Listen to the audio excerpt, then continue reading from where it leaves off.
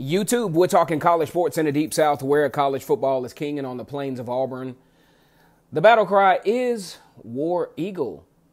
Once again, it's Kennard Vernon Stewart here for the podcast, talking a little bit of Auburn football and talking a little bit about the Auburn defense. Go ahead and like this video. Go ahead and subscribe to the channel. And remember, guys and girls, it's always great to be an Auburn Tiger. War Eagle. I had some thoughts about the upcoming linebacker core for the Auburn Tigers, and my mind shifted back about 15 years ago when the Auburn Tigers had a very, very good defensive line. But then when you look at the linebacker core, these guys were kind of small. I mean, you talk about Travis Williams, current co-defensive coordinator and linebackers coach, Antarius Williams, Karibi Dede, guys like those who played linebacker during that time. These guys were actually pretty good, but they were small, though. They were very small, and they were very athletic, and they were very sound. The game seems to be migrating or changing to the smaller, more athletic linebacker. You even look at a guy like Troy Dye for Oregon. He's not like the stereotypical linebacker. When you see him on film, he kind of looks like a strong safety. A guy like Trey Matthews comes to mind. He actually probably would have been a good linebacker with these guys. If we remember Trey Matthews, he was always active in the interior area of the football field as far as helping with run support, because he was a free safety or strong safety, but had a linebacker's type of tackling mentality, gave a lot of support to Deshaun Davis, Darrell Williams, and Montavious Atkinson in run support.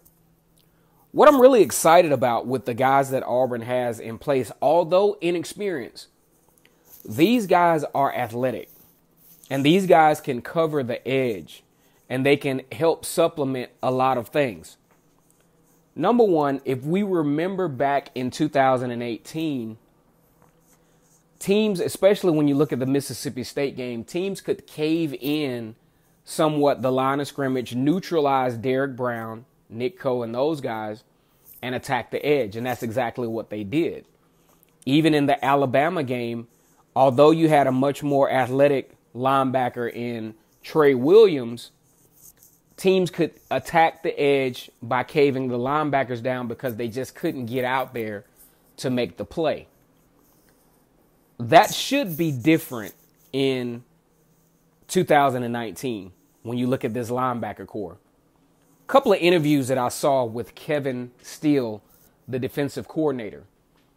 He made mention, he kind of spawned the whole, we have the best defense in the country. We have the best defensive line in the country. And made it clear that that has yet to be seen. No one has ever seen this particular defense. And no, we haven't. And for good reason. Over the past few years, you've had more of your traditional sized linebackers. Deshaun Davis, who was, very, very good between the tackles. I mean, there probably weren't many that were too much better than him between the tackles. But things started to get real sketchy when Deshaun Davis got out of range. And what I mean by out of range is when Deshaun Davis was asked to cover in the flat or was asked to make tackles like sideline to sideline at the line of scrimmage, kind of like your Roquan Smith type guys, Deshaun Davis struggled in those areas. He could do it every now and then, but consistently, he wasn't really active outside of the box. And his other guys, Darrell Williams and Montavious Atkinson, weren't really supportive in that area as well consistently. The guys were good. I thought they were pretty good. They were decent.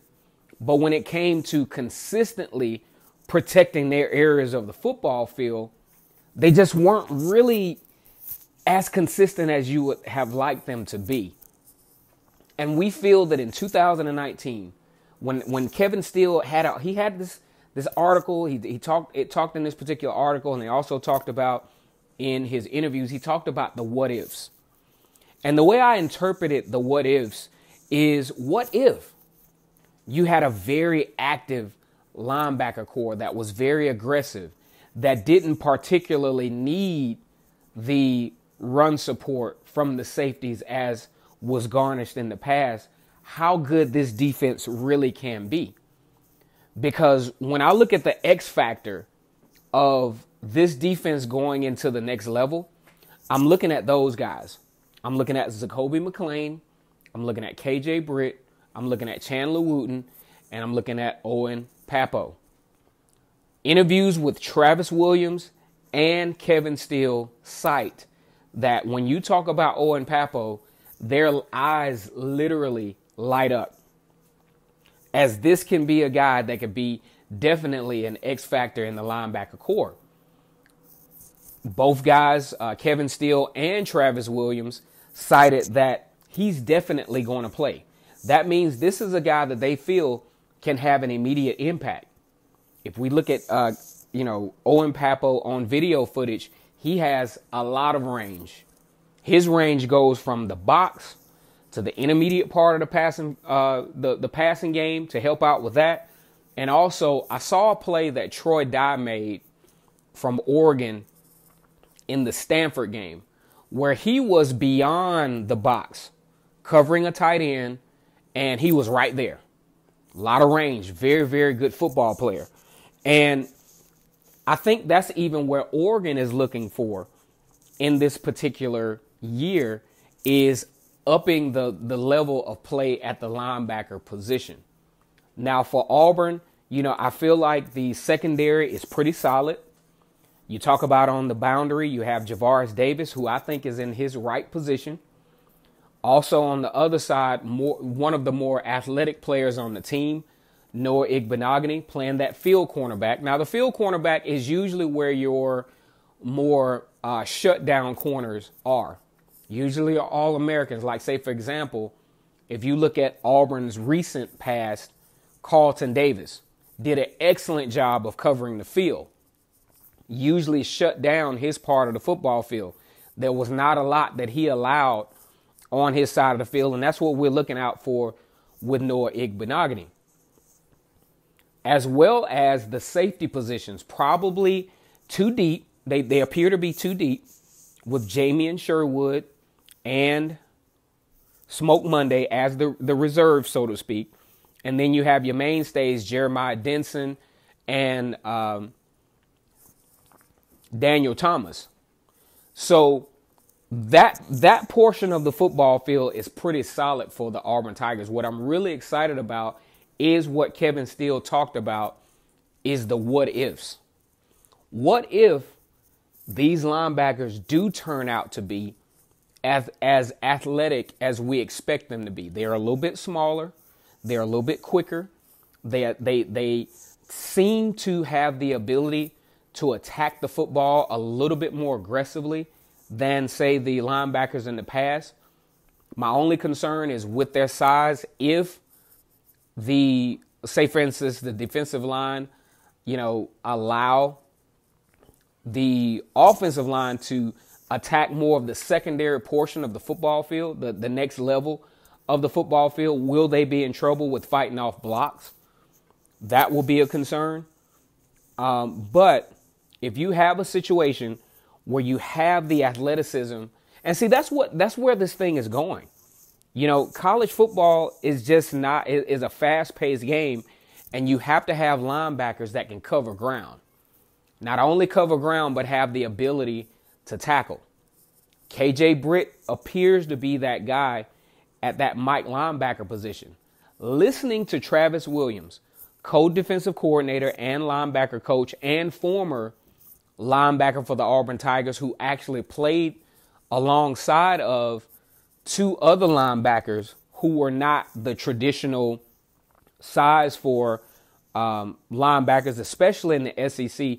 Those guys were very successful, and they were very, very sound on defense and made some plays, some very, very good plays during that particular time. And when I think about these linebackers, that's what I think about.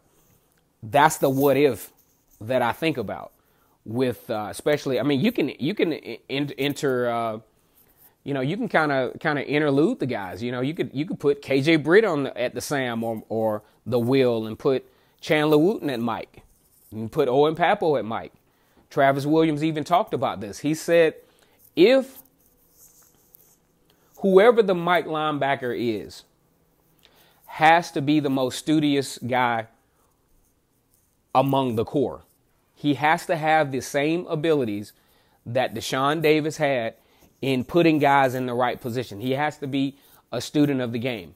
Based on the conversation, it seemed like KJ Britt would be the guy at the Mike linebacker position. He just kept talking leadership, kept talking instincts, kept talking knowledge. And a lot of folks talk about, well, these guys are not experienced. That can be taken a couple of different ways. Kevin Steele even talked about this. He said the unique thing about the linebacker deal at Auburn right now is, although they don't have like an extensive amount of game experience, they have been around the program for a few years. So it kind of puts him in a unique situation to where these guys know what's expected. They're just the next men up. I mean, you've had guys who have been in place, for a couple of years. Like I said, Deshaun Davis, Darrell Williams, and Montavious Atkins, they've been there. And they've played pretty sound. They're not absolutely terrible. If you have a Kevin Steele defense that has not allowed any more than 20 points since his arrival on the Plains, the guys played relatively well. But there were just certain portions of the football field that they weren't as good at. And that's usually in the intermediate passing game. And that's usually when teams were able to stretch the ball clearly outside of the line of scrimmage. Sometimes they made the play, sometimes they didn't. And we feel as though that KJ Britt and Chandler Wooten and Zacoby McClain have that extra ability to stretch their game out. Now, a guy that we're not talking about enough, I feel, is Michael Harris. Michael Harris also has that range. At least from what I saw of his footage from high school, he covers a lot of ground as well. And that's going to be very important for Kevin Steele to have the aggressive options that he normally has as a coach. And that's something that he just didn't have on last season. I mean, just look at it. Let's just really look at this thing for what it is.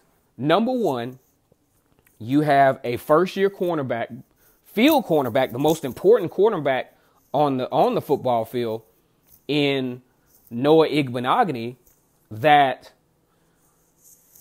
was still inexperienced, made some good plays, was a great decision to put him over there at that field cornerback position, but inexperienced.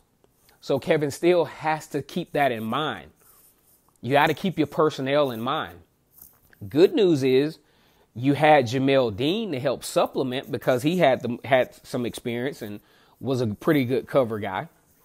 But also you have to understand your vulnerabilities at the nickelback position. Jordan Peters was, kind of hurt throughout the season, and you just didn't have that the nickelback position is a very important position in the Kevin Steele defense. And you have to have a guy that really, really knows how to survey and cover his area. You saw it on one of the biggest plays of the year against LSU, where the nickelback just was out of position. Because if you look at Javaris Davis, that's not a position that he's really comfortable at. His very best position on the football field is the boundary cornerback, because he's very fast, and sometimes in open space, a very fast guy can overrun plays. And I think at that boundary cornerback position, it gives him a chance to not only accentuate his skill, but to get some control over his speed. That's just like having a linebacker that's too fast. They overrun plays, and your speed starts to become a liability in cases like that. So I think over there, that boundary cornerback position, Javaris Davis can get a better handle on his speed, which is what he did in the past when he was able to play that position in a supplementary role. So I think this defense has a lot of potential. Do we know the extent of the potential? No, we really don't. But we do know that these guys will be athletic and they will be able to cover the ground that, say, the previous three linebackers just at times just couldn't, because of their at levels of athleticism, which weren't bad, but certain plays they just couldn't make. Deshaun Davis, one of the better linebackers in recent history for Auburn, especially statistically, certain plays he just couldn't make. And if these linebackers are able to live up to the athleticism that we expect them to have, this could potentially be a dynamic defense.